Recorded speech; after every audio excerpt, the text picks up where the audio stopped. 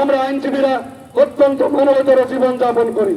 সেই জন্য বর্তমান সরকারের মাধ্যমে আজকে আমরা বিচার বিভাগের স্বার্থে, আইনজীবীদের স্বার্থে আজকে যে কর্মসূচি সাহায্য প্রার্থীদের, বিচার প্রার্থী মানুষের, সাধারণ মানুষের পাশে দাঁড়িয়ে থাকি দাবির প্রেক্ষিতে আমরা বর্তমান সরকারের কাছে আহ্বান জানাতে চাই। সেই রাজস্বের তুলনায় আজকে আমাদের জন্য আমরা আইনজীবীরা অত্যন্ত মানবতার জীবন যাপন করি। সেই জন্য বর্তমান সরকারের মাধ্যমে আজকে আমরা বর্তমান সরকারের কাছে উত্তপ্ত রোদের মধ্যে, উত্তপ্ত রাজপথে দাঁড়িয়ে তারা এই সমাজের বিচার প্রার্থী সাধারণ মানুষকে সেবা প্রদান করতে আপনারা রাজপথে নেমে এসেছেন। আজকের এই রাজপথের আন্দোলন আমরা যে কাগজ পেপার কিনি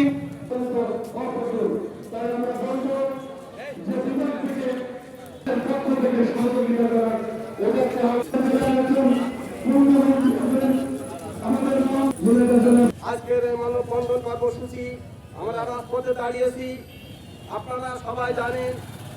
অথচ সেই ক্ষেত্রে আমাদের জন্য বরাদ্দ মাত্র 2200 কোটি টাকা।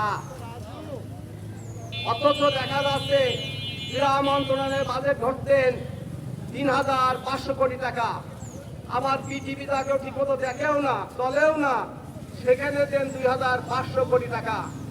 আমরা এর তীব্র প্রতিবাদ জানাচ্ছি এবং আমরা বর্তমান সদাশয় সরকার এবং আমাদের আইনমন্ত্রী ইনারা যুগান্তকারী পদক্ষেপ নিয়েছেন।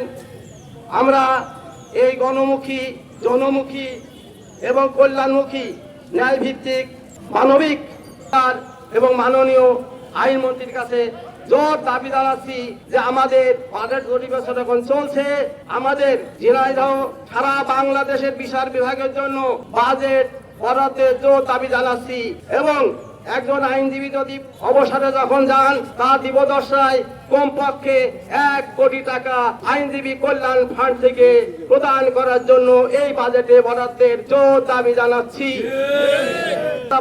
এটা বলার মতো না, চরম বৈষম্য।